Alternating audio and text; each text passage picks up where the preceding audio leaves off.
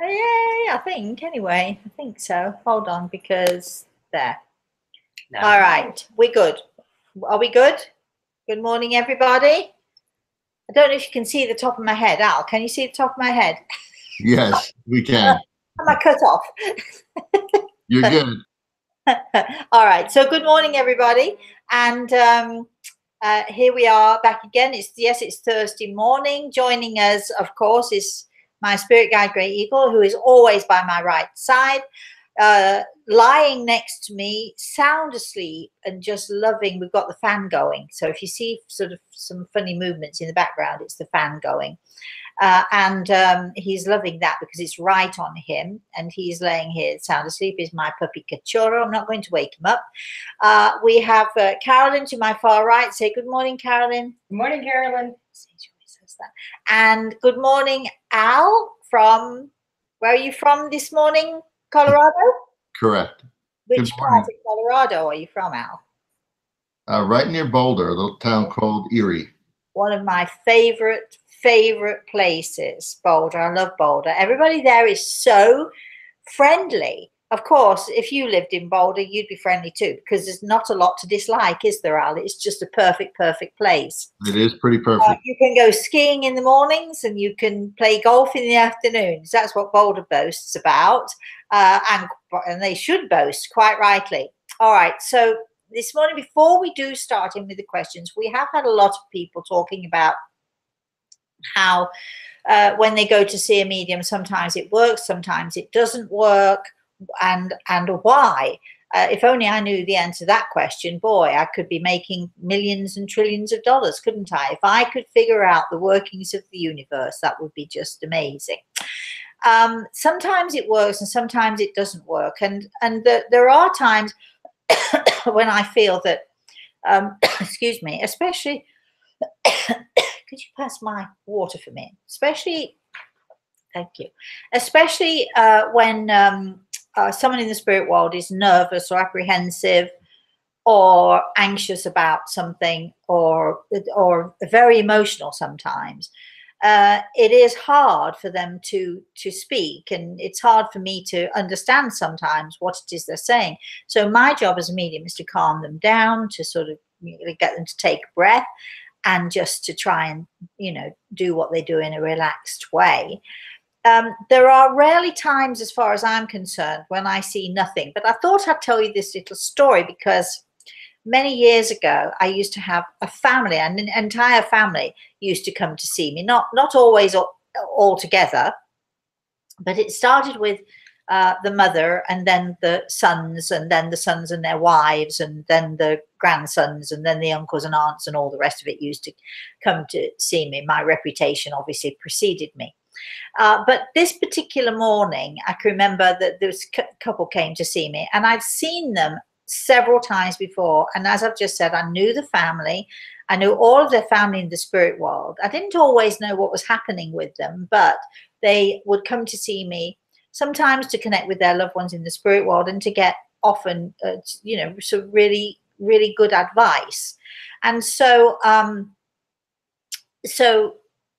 they came along. They were excited. I hadn't seen them for several months, and I thought everything would be as normal. I just thought, that it would be just as it always has been, until they sat down, and I started to look, as I do, looking for their family, who I was pretty sure would be right there with me.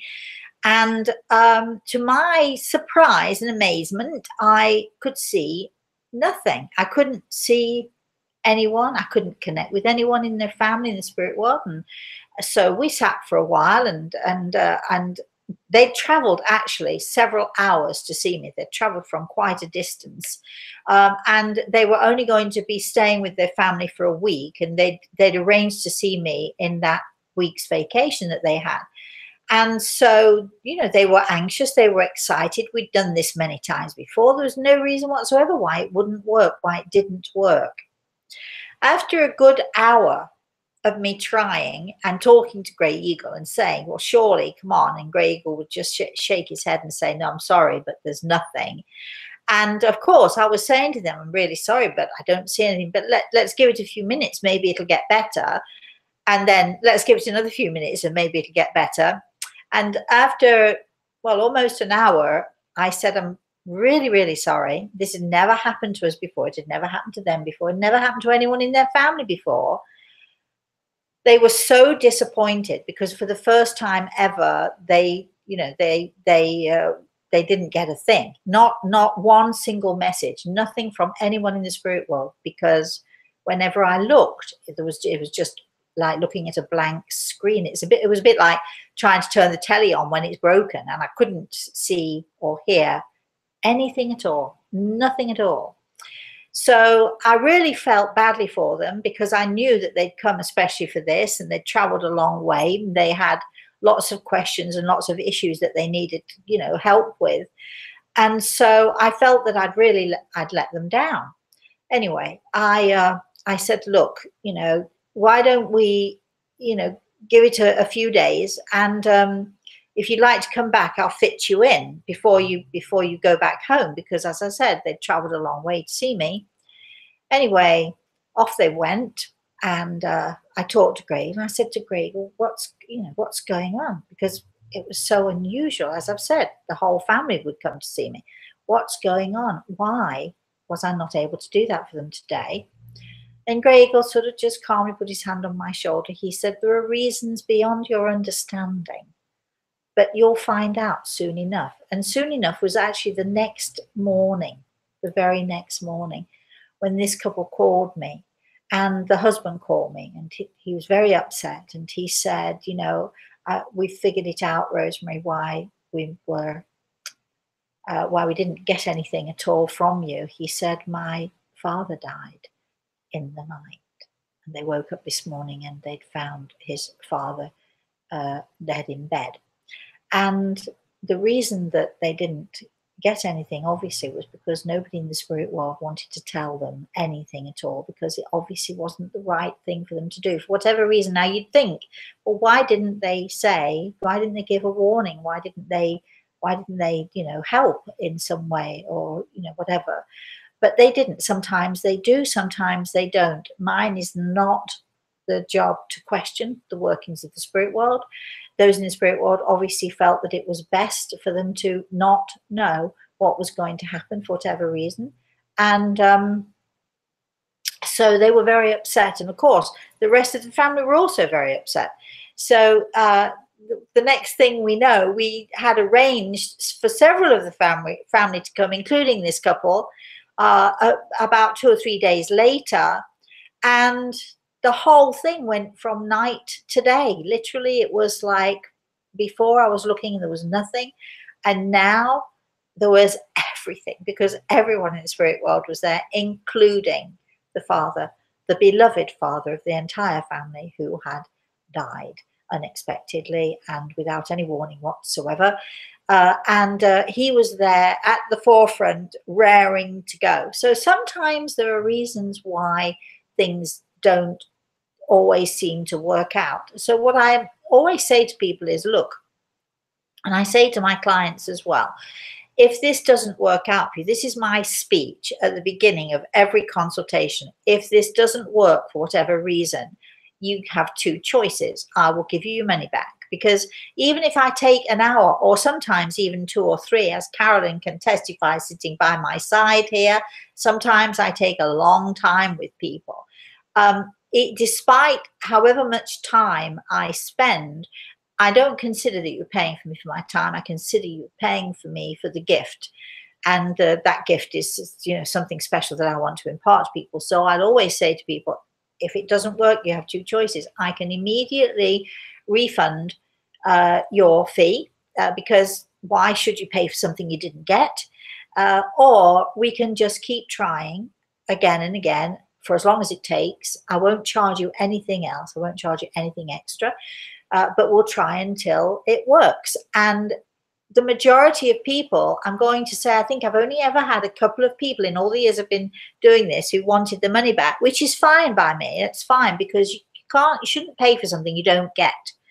And so people try, and sometimes I had one woman who tried 4 times, devastated because we couldn't get to connect with her mother. And at the end of the 4th time, I thought, I have to give it up now. We've tried enough. We've just got to give it up. So I remember making her a cup of tea, and we sat there chatting. She was very upset. And in this relaxed state, with me not even trying, I felt a tap on my shoulder, and her mother was right there. Basically, the pressure was taken off of the mother, and she was able to do it. Once she got going, we couldn't stop her, couldn't shut her up. So I always say to people, don't give up if it doesn't work the first time. If you find someone who's good, a medium who is good, they will say to you exactly what I say to my clients. We will do this however many times I have to make you an appointment, however many times it takes me, however long it takes me. If you paid me, I'm going to try my best to do what I can for you, and you will only pay one fee. So I'm saying this to you because so many people write to us and say, well, we went to see this medium and what she said was rubbish, or we went to see this medium and it didn't work, or we went here or there. So a good medium, a professional, somebody who really is what they say they are, will tell you to do exactly what I just suggested, that you don't give up on the medium. Try, or if you find somebody is no good, then you should get up, walk out, and don't pay. If I have a client and what I say doesn't make any sense to them, I'm not going to charge them. I'm going, even if they come back to me afterwards and say, oh, I found out what you said was real, they can then pay me if they want to, but in the meantime, I'm not going to charge for something that I can't give to you. So please bear that in mind and use that as a guideline. Al, now we had a lot of questions last week and we were not able to get to them all. And I know that 1 or 2 people felt that that they were pushed out of the line. I just want to say to everybody, we do appreciate you watching, and we do appreciate your questions, and you've got to bear with us because it's not always easy. Al and Carolyn have to stroll down and look at all of your questions that are going on. And of course, the more people we have, the more questions there are. And we try to, I don't know how they do it, but they try to be as fair as they can be. And, please just be nice to us and just be patient with us, because last week there were a couple of people Al felt perhaps really wanted to ask their questions because they were good questions, but we just didn't simply have time. So we're going to do it, I think, this morning, aren't we, Al? So I actually couldn't get them, Rosemary. They weren't listed. All right. Okay, then. Usually they stay there, but if those people are on now and could re-ask the questions, we're happy to. Yeah, if you had a question, if you asked a question last week and it wasn't answered, do you remember anything about the questions? Because I don't. I don't. I was trying to. But anyway, 5 or 6 that came. Ask your questions. Don't give up. We can't answer everybody's question. But if you persevere with us, we will persevere with you. And don't feel that we're pushing you out of order, because we're not really. It's not an easy thing for these guys to do what they're doing. And I just so appreciate it, because I can't be looking at your questions because I'm looking at the camera and talking to you. I mean, unless you want me to keep bobbing up and down, putting my glasses on, taking them off, and then forgetting what I was saying, I can't do it myself, can I? I have to have people to help me. And Al is doing this voluntarily. He volunteers his time with me every Thursday morning, so be nice. All right. Everybody can also email their questions before the show too. Carolyn, you're absolutely right. Yes, if you'd like to email your question, that pretty much will ensure that we've got the question here. Carolyn will print out your questions and we'll ask your questions. So, if you really want a question answered, and you feel that the little chat thing isn't quite working for you, or there are too many other people, email the question, rosemary@rosemaryaLtea.com, and we can do it that way as well. While I think about it, while I think about questions and all the rest of it, next week I will not be here on Thursday morning, although we might do a little YouTube thing from the airport. I'm actually flying to New York next Thursday, and So we decided that we do this on Wednesday morning instead. So the show next week will be Wednesday morning. I'll try and remind you at the end of this show. But anyway, Carolyn will be sending out all the information to you, excuse me, after the show as well. So I know that some of you are groaning and moaning and say, "Can't make Wednesday." Well, you know, too bad, because it's better that than not do the show at all. And then on Friday, just to give you all a heads up, or no, Saturday, sorry, on Saturday, my daughter, my grandson and I are flying out. Woohoo! We're going to Italy, and we're going to England, and maybe somewhere else, maybe to Paris, you never know. So we're going there for a trip, but we are going to continue with YouTube. Al has kindly said we'll sort out all the stuff, so bear with us. We're going to try and keep it up because we love doing it and we don't want to let you down. So that's what we'll be doing. And so I'll be in Italy. I'll be in Florence for a while, for about 10 days, and then I'll be in England. And I'll be all over the place in England. If you can catch me in England, good luck to you. But I'm looking forward to it, and it's been over 6 years since I've been back home to England. So I'm really, really looking forward to catching up with all of my friends and all of the stuff that's going on. And you don't have anything scheduled, though, for events over there? I don't have events. Right. No, I will be working, but I don't have events as well. Anyway, we'll leave that. Yeah. We don't, I'm afraid all the events that we have are private events. It's not that I want to shut you all out. It's just the way it is and the time limits and so on and so forth. But I will be there. If we get lots of talking of this, we get lots of requests from people. When you coming here? When you coming there? We had a request from a lovely person. When are you coming to Greece? Well, when you can organize, all of you out there, if you want to organize a trip for me, and if you want to organize a venue, and if you want to organize, you know, tickets for sale and all of that, because we're not doing it, because we can't do it in somebody else's country. So if you want to organize that, or want to, you know, do an event for us or plan an event, and you're willing to sort all of that out, and of course I need paying as well, I'm afraid to say, I have to pay bills like everybody else, email me, rosemary@rosemaryaLtea.com, and we'll certainly consider all and every request. Out. Let's have a question.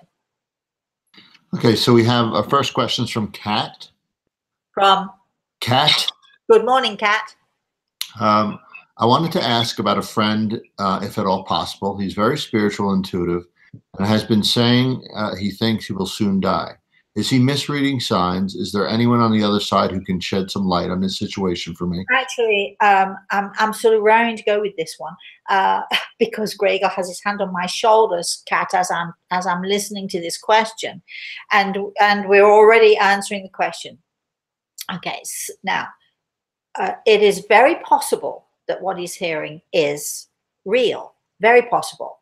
However, please understand this, that when those in the spirit world talk about death and dying, or they talk about the end of a life, they don't necessarily mean the end physically.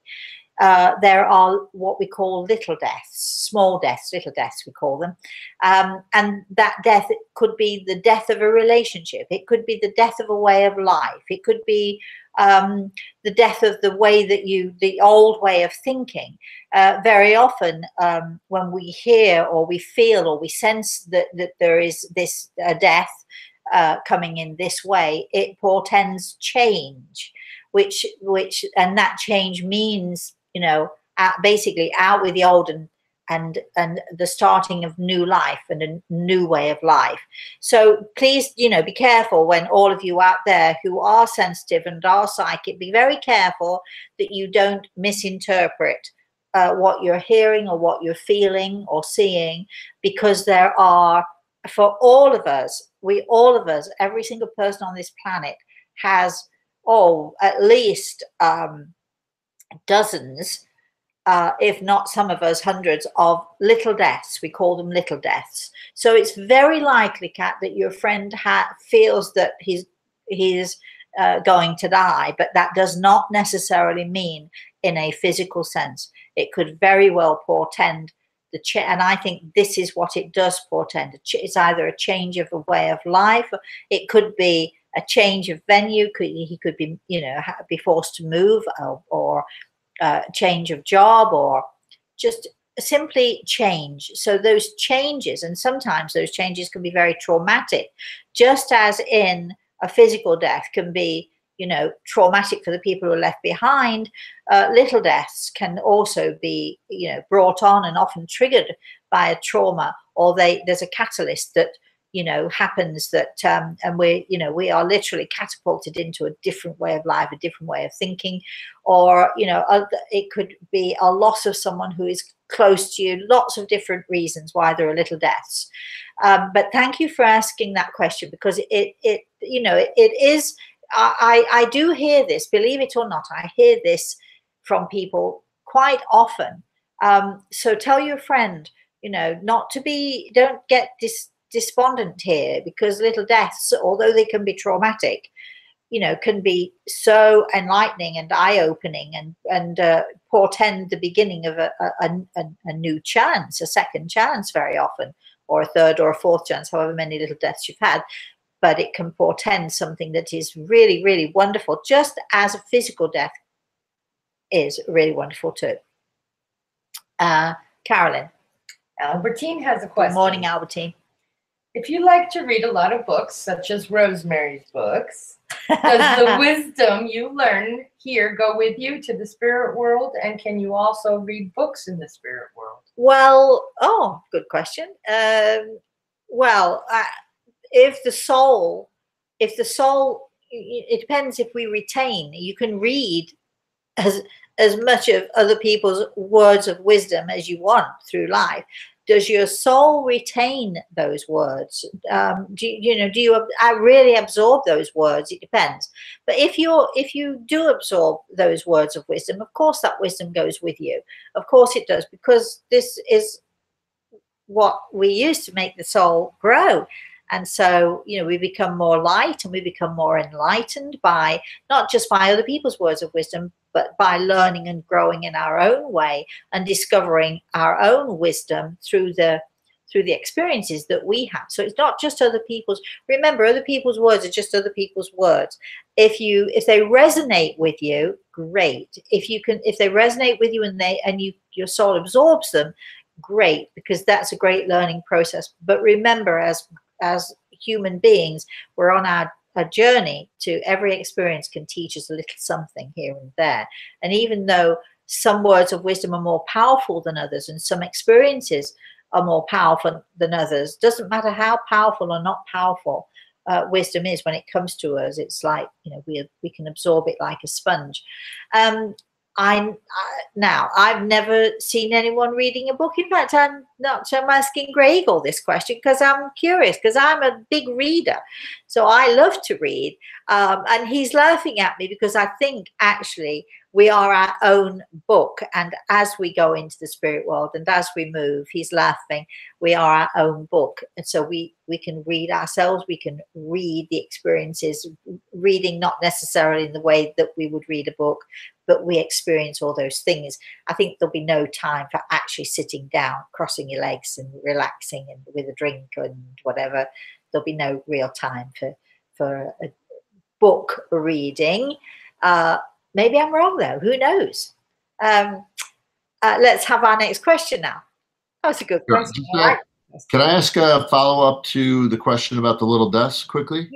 Yeah, little death, yes. So is that, you spoke about, kind of the rise of the phoenix, like being burned to the ashes. And exactly. I almost said that, Al. You took the words out of my mouth, because yes. Okay, yes. It's the same kind of thing. It's the same thing. The phoenix rises from the ashes. The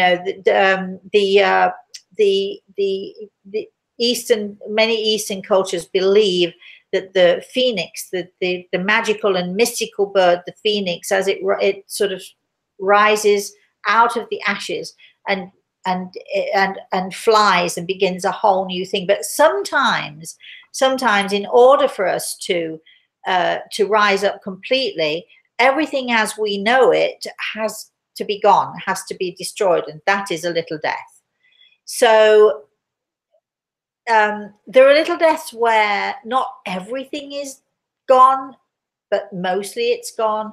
But little deaths are sort of those things that happen when, you know, we do it's almost like doing a complete about face, or we're standing here 1 minute and here we are the next, but not necessarily up there. Does that make sense? But we, all of us, human beings on this planet, we all of us have those, they're called little deaths. Okay, next question. Margareta has a question. Good morning, Margareta. When you were alone, Rosemary. When I'm alone. And uh-oh. I'm never alone. And the spirit materializes. Uh-oh. Such as some you've mentioned in your books. Are you ever afraid of them or feel creeped out?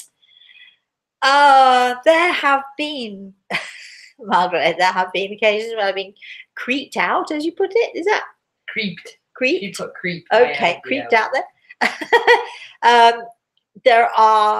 There have been occasions in one of my books, A Matter of Life and Death, I talk about the serial killer. That was creepy, I can assure you. But there are situations as a medium that I have been in. I won't say forced into, because I wouldn't say that, because Gregor never forces me into a situation that I don't want to be in. But there are certain situations, if I'm to understand about the dark side, if I'm to understand about evil, if I'm to understand about joy, if I'm to understand these things, then it's obvious that I need to experience them. So, but it's funny that you should say that, because I had a conversation with my friend Mary Lou yesterday. When I'm away, she's going to come to the house and she's going to stay, because somebody has to take care of the puppy. So she's going to come and stay at the house. And my guest bedroom, for whatever reason, it looks like a bomb hit it. Its clothes are everywhere and books and stuff like that, because I'm having a big sort out. And that is usually where my guests sleep. So I said to Mary Lou, if the worst comes to the worst and I can't get at least the bed sorted out for you, you can always sleep on my bed. I'm not sleeping on your bed. She said, I'd rather sleep on the sofa. I said, well, I'll change the sheets. I'll give you clean sheets. No, I'm not. No, I'm definitely not going to sleep in your bedroom. I said, why not? I started laughing. I said, why not? She said, I'm not going to be dealing with any visitors. I'll sleep in the guest room, or I'll sleep on the sofa. I am not sleeping in your bed. I thought you might like that little piece of information, Margaret. It was funny. And so, Al. So we have Laurie asks. Good morning, Laurie. I'm curious to know if angels show up as liquid gold, white, smoke-like energy sometimes, or if it was something else. She awoke to 3 in her room a year ago, March. So curious to know about angels, how they might show up. Well, what you're seeing then is their aura and their energy. Sometimes, excuse me, especially with, beings of such light as angels, sometimes it's actually hard to see through their aura, because their aura is so strong, so bright, so filled with light, and it almost blinds us. So sometimes it's what you're seeing there in that you're describing white or pure light. What you're seeing there is the aura or the energy field that surrounds them. That sort of comes along with them. All of us have an aura. We all of us have an energy field. And for most of us, it's sort of lots of different colors. And mediums and healers will sometimes, those people who can see auras can often tell by a person's aura, basically the energy field that surrounds them. We can often tell if someone's sick, or if somebody's struggling with something, or somebody's depressed, and so on. Your aura tells you a great deal.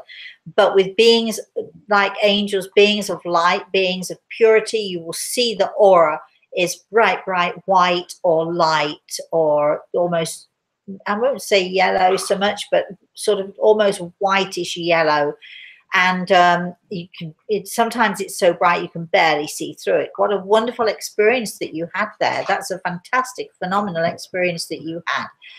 I do have to tell you, though, that sometimes I've seen angels and they look to be in human form until all of a sudden you realize there's something a little bit different. So they come to us in different forms, in different ways. But it sounds to me that what you saw is, the aura of your angels, and how wonderful that is. Al.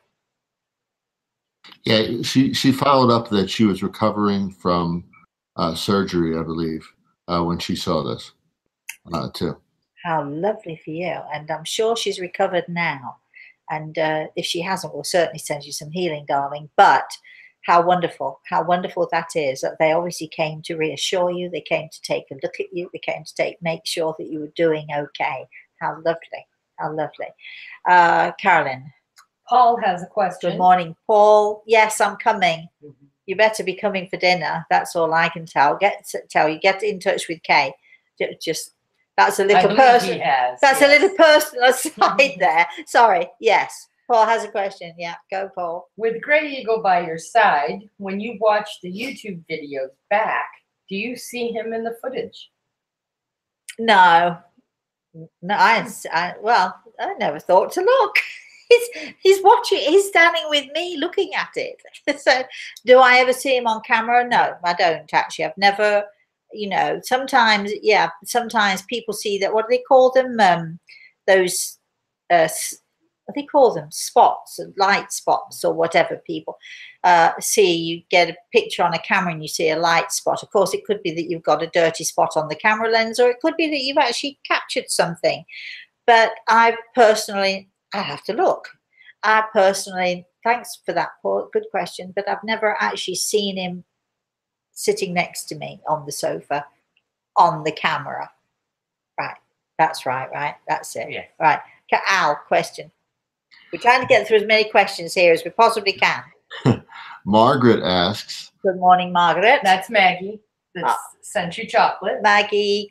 Oh, how are you, darling? Let me know. Email. She said it's a very rare Thursday she's able to join us. And she does email us lots. Yes. Yes. Good morning, darling. So Maggie asks, has Grey Eagle ever put up a wall to block you from entering an area or connecting to something? That's a good question. I'm thinking. The answer is he's got his hand on my shoulder. No. Because my job is to experience whatever there is there. His job is to help me, to guide me, and to protect me. I did have this very weird experience. I'm going back to when I was in my 20s, late 20s or something. I was in a nightclub. My husband used to run these events at nightclubs, and I was in this nightclub. And I felt at some point,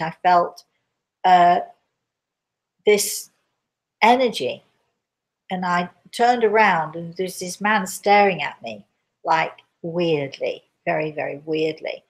And I did feel myself, it's almost like a magnet, and I felt myself being drawn towards this person. It's like in a massive crowded room, majorly crowded room.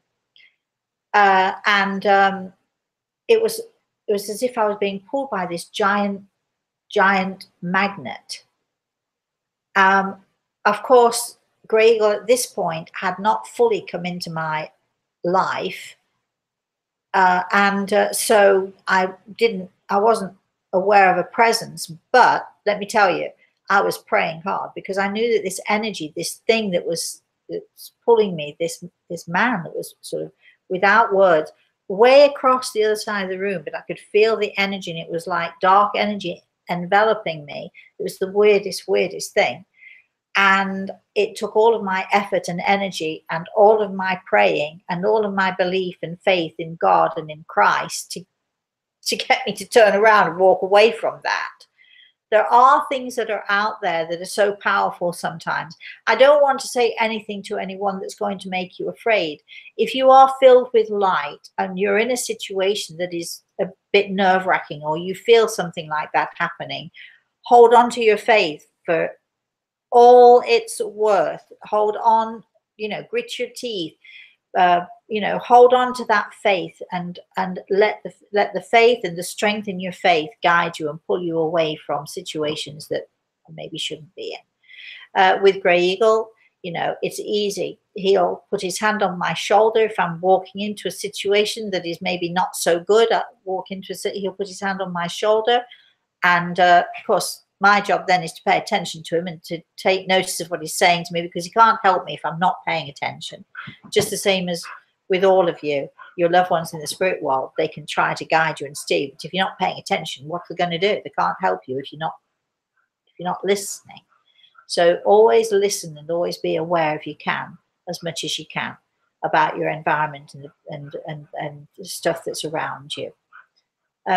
Whose turn is it? Actually, Margareta has another question. Go, Margareta. Once a medium connects with a certain spirit more than once, do the spirits prefer to use that particular medium to reach out to a loved one? Depends, isn't it, on the person, the personality. I don't know. I mean, I can only speak for myself. Sometimes I'll talk to someone in the spirit world who, and I've no memory. Mind you, that doesn't mean a thing, because I can have lunch with someone and then to forget the face later on in the day, which has happened to me on a few occasions. And sometimes somebody in the spirit world will have to remind me, oh, you know, we did this before, Rosemary, or you know, we've done this before. But I mean, I think it's a personal preference. Each person has their own preference. I'm sure that some people in the spirit world prefer me. That's probably because Grey Eagle is so great. But I'm sure that, you know, it's a personal preference. So I'm not going there any further. Al, let's have another question, shall we? Melinda asks. Good morning, Linda. Morning, Linda. I'm sorry? I've got feedback. There you are. You asked the question. I don't think this was a dream, but several weeks ago I was in bed laying on my back, and all of a sudden I feel a hand and fingers and an arm going to my back. I couldn't speak, etc. What was this?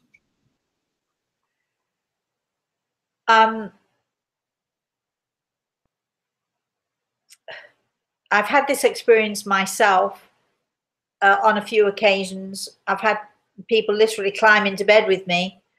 There was one time when I had someone climb into bed with me, put his arm around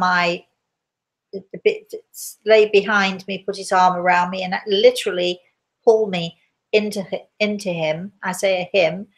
I've never felt so comforted. And so, first of all, I was terrified. I was scared to death, thinking, who got in my bed? Because it's so real when it happens. You really think that somebody actually came into the room and climbed into bed with you. But you look over your shoulder and there's nobody there. Yeah, even for me, I look and there's nobody there. I can't see anybody. That's amazing. But you can feel somebody with you, or somebody might sort of stroke your arm, and it's because you're often in that sort of half awake, half asleep state. So you're sort of, you know, you're able to do this with those in the spirit world. You're literally able to join together, and the connection, the energy connects perfectly. And it's then when somebody will reach out from the spirit world and they'll stroke your face, or they'll put their hand on your shoulder, as Grey Eagle does. That you've heard me say that so many times. Is even as I'm talking to you, just stroking his knuckles across my face. I'll say to people on many occasions when I'm, you know, giving a consultation, I'll say, for instance, a husband in the spirit world, and I'll say to his wife, he's putting his knuckles across your face, or stroking your face, or he's got his hand in your hair. And I've asked Grey Eagle this many, many times, you know, because I see it and I also feel it as well. When those in the spirit world do it to me, I feel it quite clearly. And I'll say to Grey Eagle, why don't they, well, how can she not feel that? Or how can he not feel that she's stroking his hair, or that she's, you know, got a hand on his face? How can they not feel that? And Grey Eagle will say every time, because they don't believe they can. in our half awake, half asleep state, when we're in that wonderful, we're not even considering what can be real or what is real. We're just there and we're in it and we're experiencing it. In those moments, we believe we can, and so we do. So I think it's wonderful. Karen. We've got Carrie. She's a first timer here. Yay! Don't forget to subscribe. She says, good morning, Carrie. How can I get these walls to drop, so to speak, so I can hear my guardian angel and spirits clearer? Oh, well, you can find a good medium. You can find a good teacher. They're not easy to find, but they're not impossible to find either. You know, I'm not the only person who can do this. So you find a good teacher, or you can. It's hard because there's nobody actually. Where is she calling from? Do we know? No. There's, if you lived in England, I'd say, go and see my friend Kay, who will help you. Go to see, some of my students, because I can recommend them because I know they've had good training. But it's hard for me to recommend somebody without knowing who that person is. We are having online classes. Are we any closer to it? Well, we're doing a webinar this afternoon, Al and I, to figure it all out. Woohoo! You never know, next week or the week after, we might be saying, yes, we finally got these online classes going. And again, I'm going to say, if any of you out there know how to do that, or the back end stuff of that, because the classes are all in place, the lessons are all in place, and so on. So, you can always go to our online classes when they start as well, because we'll be doing exercises and learning lessons which will help to take those walls down. These classes are designed to sort of encourage people to become more in tune and tuned in to that energy that surrounds us all. So I'm sorry, but I can't recommend it. I can only say be patient, take 5 minutes out of every day, sit quietly, don't talk, don't ask any questions, just sit and listen. Just sit and listen and pay attention to your senses and the sensitivity that you have. That's the best that I can tell you. Which one of your books would be? You Own the Power it has exercises. Angels in Training? Angels in Training is great. Soul Science is another one, because that teaches you about your soul, and it teaches you about your energy, and it teaches you about your compatibility or incompatibility, if that's such a word, with other souls on this planet. And it's always good to have people who are of like energy and like mind. I hate to promote myself. I hate to say to people, well, buy this and this will help you, because it may or it may not.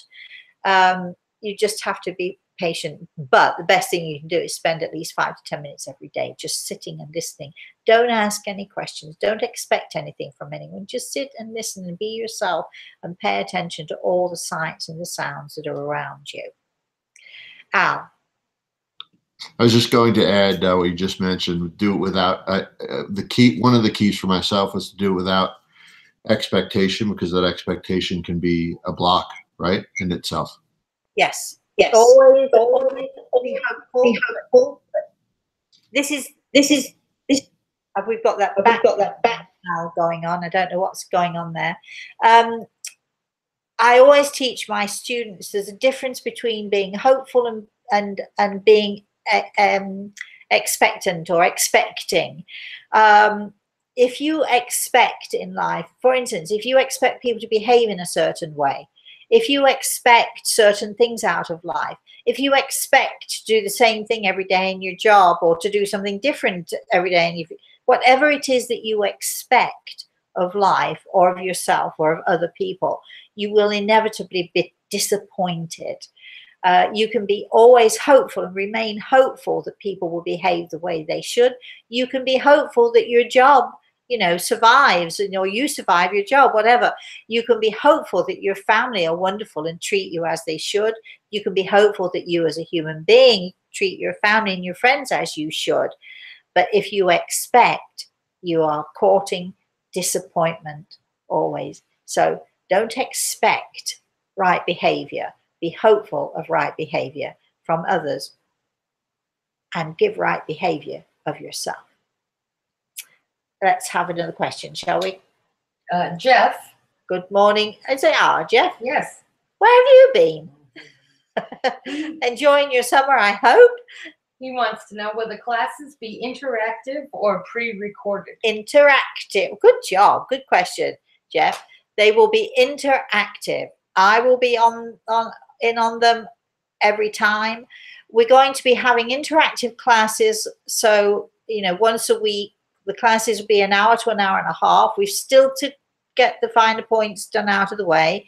But we're also going to have a special Facebook page for all of the students who join the classes. And that special Facebook page will be so that people can, interact on Facebook. So students can talk amongst themselves about the classes. If there was something about the class they didn't understand, they can air that on Facebook. We're going to also have facilitators on Facebook, people who are going to be like Al and like my friend Kay Warburton's going to be a facilitator. Chris is going to be a facilitator. Students of mine who have gone through the courses, have gone through the classes and know them inside out and backwards. So they'll be on Facebook as well to be there to ask any pertinent questions that arise from the classes that you're learning. But yes, there'll be live, a video, sort of interactive. So it's exciting. If only we could get it. We're getting so close, aren't we, Al? Al and I are spending the afternoon on a webinar trying to learn how to do all the things that we have to do in order to get these classes up and running. You would think it would be a simple thing, but apparently it is not. Al, let's have a question. Another question. So we have Susie from California, who's been listening on YouTube for a while, but this is her first time on live chat. So she asked, what can you recommend to be receptive to the right place to live? She also wants to know if she'll be single forever. So 2 questions. Okay. There's that back thing again now.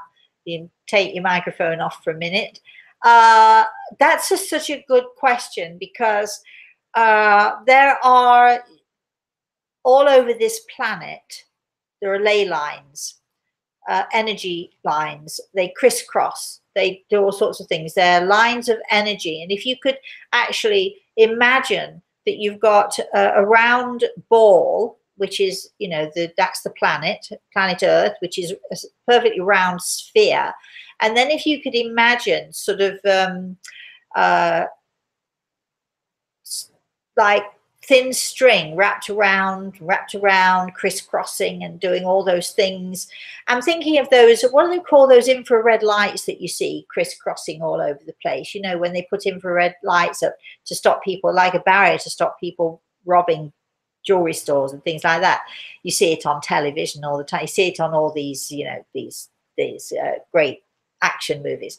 But if you could imagine that this sphere, that this ball has sort of fine string going around and across and going every which way and crossing each other, a little bit like a net, but they are lines of energy that cross, wind around, crisscross, and those energy lines, they're called ley lines.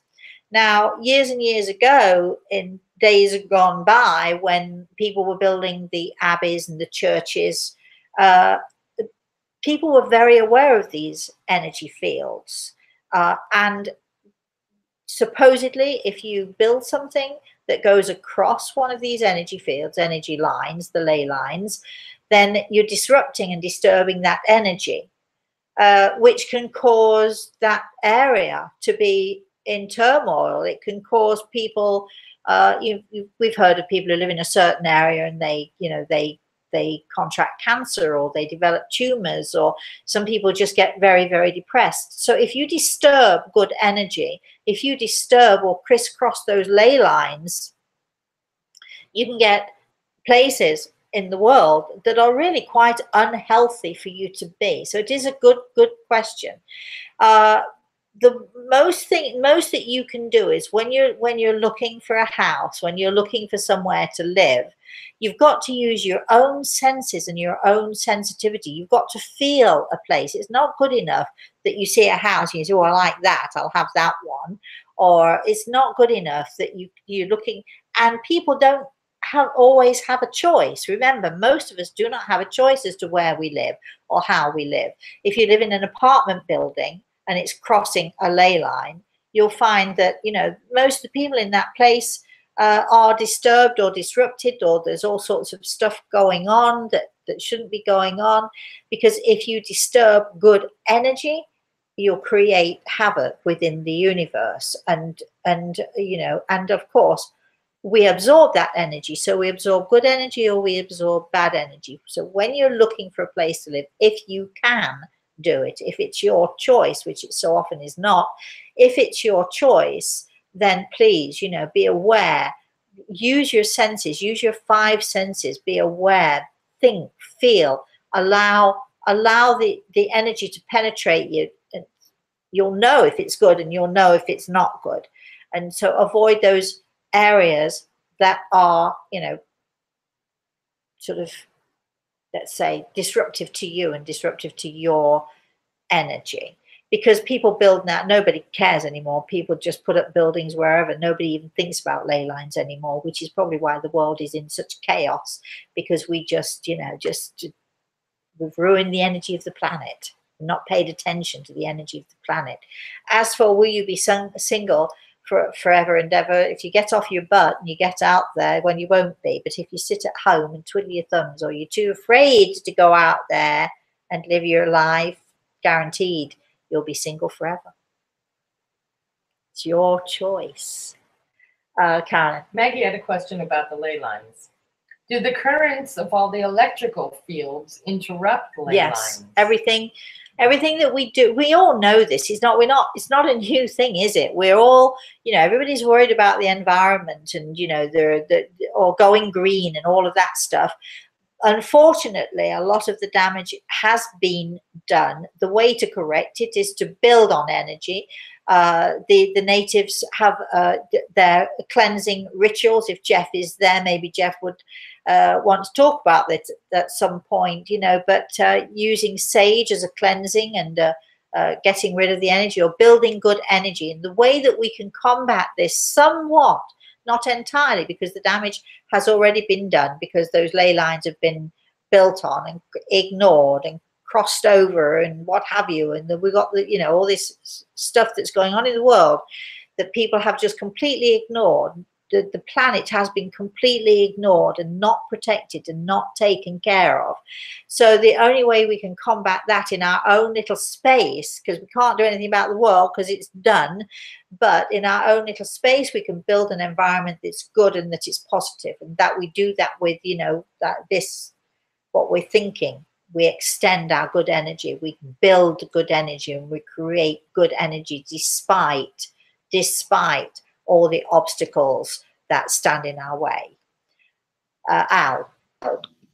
Yeah, just to follow up with that, do certain energies align differently to different spots with the ley lines on Earth? So if yes. And certainly I'm got the backlash again. Get that microphone off there. And certain people respond, you know, to certain energy. So what might be a negative energy for one person might not be a negative energy for somebody else. As I've said, though, we all know this, the majority of people who live on this planet don't have a choice of where they live. They're not, you know, they can't just go and buy a house in a mountain top or wherever. They can't do it. They don't have the money, they don't have the resources, they don't have the capability for whatever reason. So they have to deal with what they have, which is why it's very important for people to know that you can, in your own environment, you can, if you know how to do it. And again, you don't want to push these online courses, online classes that we're going to be doing, but you can in fact create fantastic and wonderful energy, really great energy within your own environment.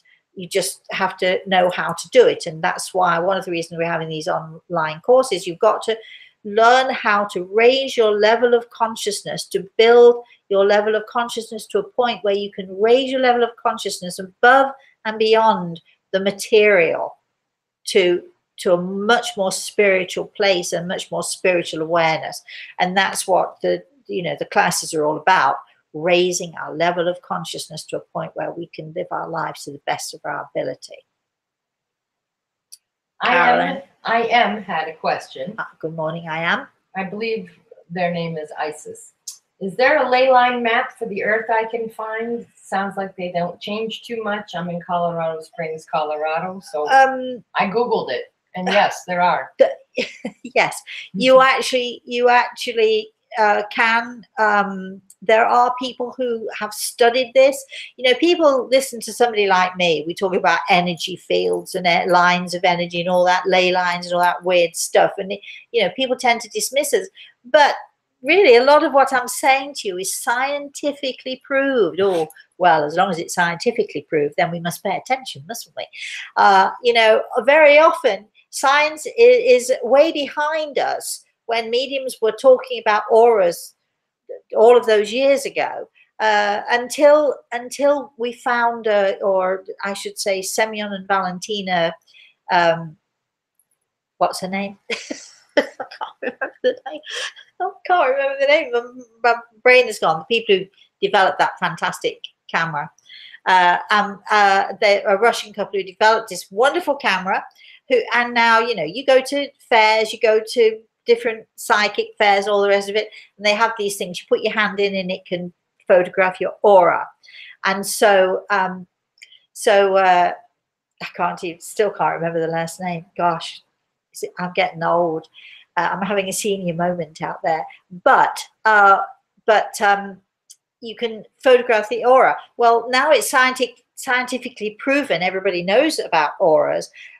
God forbid we should listen to those who have a sense and a sensitivity and who can see and who can hear, who knew about auras way before science actually caught up with us and said, oh yeah, we've discovered these auras. Mediums will say, what? You didn't discover anything. We've known about this for hundreds of years. So ley lines, how accurate they are, I don't know. I've no idea.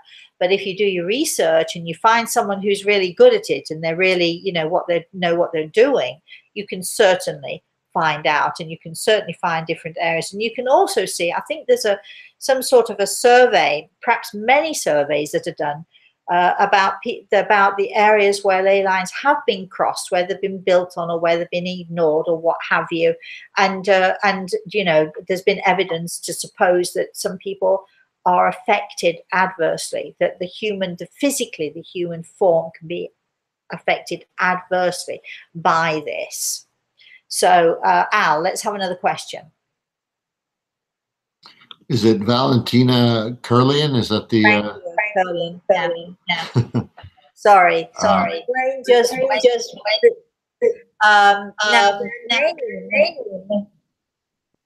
I've got that backlash. Their name is spelled Kirilian.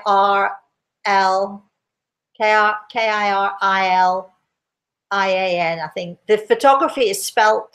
There's one letter that's different in the name, but they're a Russian couple.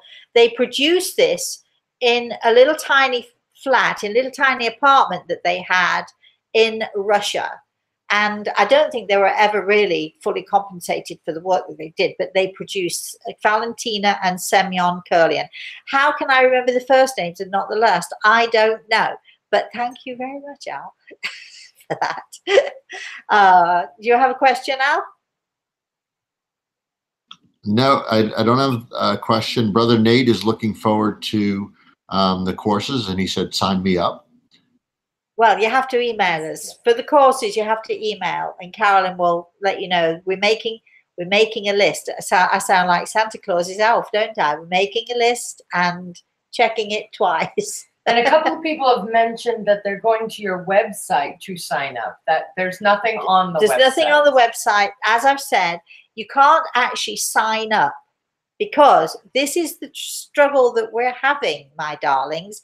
You can't sign up because we don't have a form, because we don't know how to do it at all. We've tried and tried. And as I said last week, There is an organization that does this start to finish for you, but they refuse. They turned me down.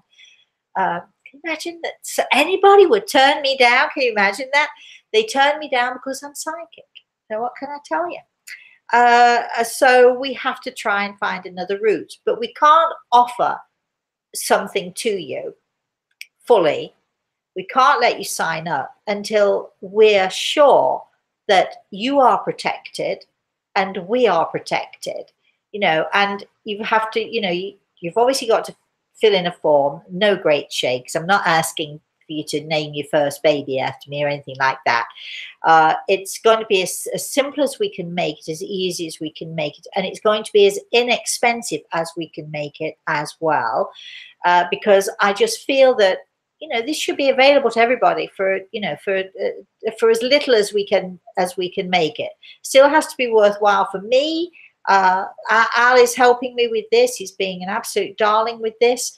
So if you are interested and if you want to join up for classes, then just email me, Rosemary at rosemaryaltea.com, and sort of put your name down. We're making the list. You are making the list, Carolyn, right? You're making a list. And then we'll, as soon as we have the forms in place and the forms to do all the financial stuff as well, because you don't want to be paying for something and then find out that you're not getting what you paid for because, whoops, something else wasn't put in place yet. We have to safeguard you. We have to safeguard us. We are working on it. As I've said, we're spending an hour this afternoon on a webinar to try to explain it all to us as to what we need and so on. You never know, within a couple of weeks we might be saying classes begin at such a time and here is where you can go for the form. So just bear with us and email us, rosemary@rosemaryaltea.com, if you want to know any more about those classes, or if you want to put your name down for joining up. Brother Nate, I'm looking forward to you being my student. Ha ha ha ha. I love my students. They don't always love me, but I love them. I'm a tough teacher, I warn you now. All right, Carolyn. Simon has a question. Good morning, Simon. I hope is this my Simon in England? I hope you've been in touch with Kay. Yes. Because you better be there. And Let Kay me tell and you. Jess are also watching. Oh, great. Good morning, my darlings. Good morning, Kay. I'm so excited. We'll be there soon. 6 years since I've been in England. Can you believe that? 6 years since I've been in my own country. Gosh, with my daughter, and my grandson is going there for the very, very first time. We're so excited. Yeah, let's go. All healing comes from God, but can you confirm Reiki and other energy healing is slightly different to spirit healing? Well, there are many different kinds of healing. Reiki is one of those. I first came across Reiki when I was in China. I was spending quite a bit of time in Hong Kong. I think I was there for about 4 months. And I first got to know about Reiki. Now, just to be clear, Reiki, as many other types of healing, is an ancient art. In the villages I think it was, I don't know where, China, India, in the Eastern world and Eastern religions, a Reiki master was very much like a seer or the healer in the Native American community. And, there would be the Reiki master who would be, the one in the village. And the Reiki master would choose a child from the village. I don't know if they would choose more than one, but it was a great honor if a Reiki master chose your child, and that child would go and live with the Reiki master, learn the ways of Reiki, grow up with the ways of Reiki, just as the Reiki master did before with another Reiki master, because Reiki is a very ancient art that has to be learned thoroughly and clearly, and that person has to be trained perfectly. Then along came the Western world, who thought, well, we can take all these shortcuts, we can take all these little side roads off of there.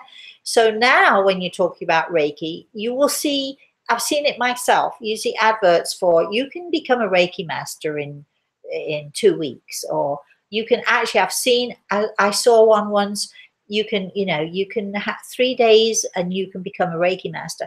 Now, we all know that you can't learn an ancient art in 3 days that took somebody else a lifetime. So Reiki, unfortunately, is sort of watered down. So it's what you see now with, let's do a quick course here, there, and everywhere. And the Americans are really great at this. They do it really wonderfully. But what you're getting is a watered down version of what the original was. So you're asking me to comment on, sort of Reiki. Are we talking about the ancient art, which I would absolutely recommend to anyone? And if you can find a Reiki master who's been trained for years and years and years and years, absolutely, I would recommend that. Absolutely. You'll be lucky to find one, certainly in the Western world, because in the Western world, we like to do all these quick fixes. Spiritual healing is what I do, and I have my students who do this. And spiritual healing is, again, very different. If you go to many of the organizations in England and in the States, they have a 2-year training program. In England now, it is required that you do at least a 2-year training program before you can claim that you're a healer. When this stipulation first came out, the government got involved. Many people were angry about it, because we've had healers for years and years who've never taken any training whatsoever. I personally think that you should have training. Now, the government stipulated 2 years. In my classes, it was 3 years. And my students, I gave them the opportunity, not that they really knew that I would listen to them. I gave them the opportunity to choose between a 2-year course and a 3-year course. They chose the 3-year course because that's who I am. And if they'd have chosen a 2-year course, it wouldn't have worked anyway. But I like to give people choices, even if they're not really choices. Anyway, so yes, there is a difference. It's about the people, and it's about the place that they're coming from. You do not have to be a qualified and fully trained healer to be a good healer. It is within you. It is something that is within you, but the way you use that energy says a whole different thing. So if you'd like to know more about healing, again, email us rosemary@rosemaryalte.com. We'll try. Kay in England is the perfect person to see. If she's there watching. I'm not going to give your phone number out, so don't worry, sweetheart. But if anybody needs to know more about that, or they live in her area, in the Nottinghamshire area, there around, then email me and I'll tell you how to get in touch with her, because she is the best teacher, aside from me, of course. Right. Do we have any more questions? How are we for time? Al, do you have a question? Al had to. Al's gone. Leave. Yep. Okay. Yeah. And Kay is saying, thank you. I thought you were going to put my phone number out there. No, I wouldn't do that to you, no. We got a question from Susie. Good morning, Susie. What can you tell me about my former, who is now remarried within a year of letting me go? Is he on a spiritual path? I'm not going to even discuss it. Thank you for asking, but that's his business. And if he's your former, it's not your business anymore, is it? I mean, that might hurt, but I'm not going to discuss somebody else's personal life. It's like, what would you think if he called me and said, I want to know all about Susie and what she's doing and what's going on with her? You wouldn't think very much of me, would you, if I was to sit and tell him all of that? This is private. What we discuss is private, your private life. If you want to ask in a public forum about your own life, fine. But I'm not going to talk about somebody else's private life, especially when they didn't ask for it. Do we have any more questions?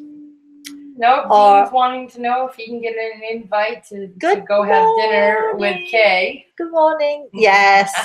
Well, you mean when I'm there? Yes. Of course you can. Get on a plane. And come and meet us in England. Email me, Dean. I'd be surprised. You can't even come to Florida. Never mind go to England. But we're going to have lots of fun.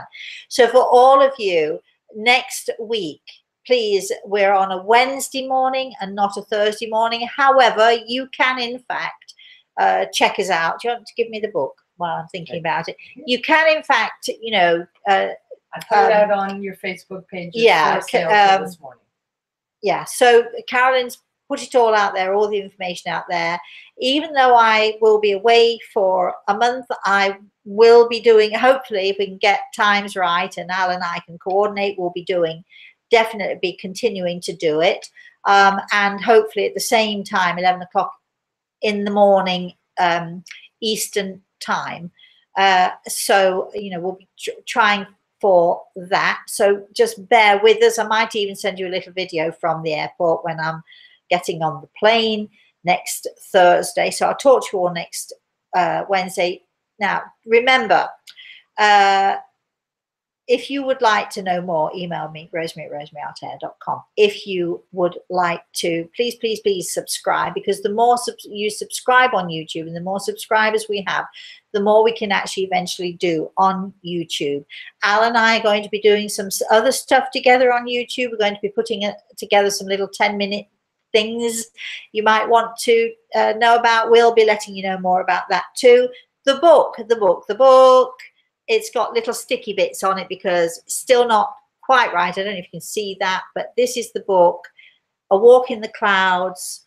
It's now out. If you want to know where to get this book, email us, rosemary@rosemaryaLtea.com. It's not yet in the stores. Or they can go to lulu.com. Go to lulu.com, lulu.com, and order your copy there. How much is it? $14.99. I thought it was $16.99. No, you decided with $14.99. We have to get back to you on that because there's a little disagreement here. I think she's just lowered the price. No, sorry, about that. We'll check. Anyway, it'll be around between $15 and $18 somewhere. What's $3 here or there, give or take? We already sold one. Bren ordered one. What? From Lulu? Yes. Well, they can't send it out yet because it's not quite ready yet. Oh, yes, it is. Oh, yes, it is. Who ordered it? Bren. Right then. All right, Bren. Well, please let me know what you think about it. So did Jeff. It's so good, so good. You have to read from the beginning to the end. Do not start at the end and work your way back, because that's not how it's done. And let me know how it is. This is, you know, it's been a while since I brought a new book out, so we're very excited about it. So please enjoy the book. Remember, you can email us for a copy, rosemary@rosemaryaLtea.com, or you can get it on lulu.com publishing. And that's where you'll get it from.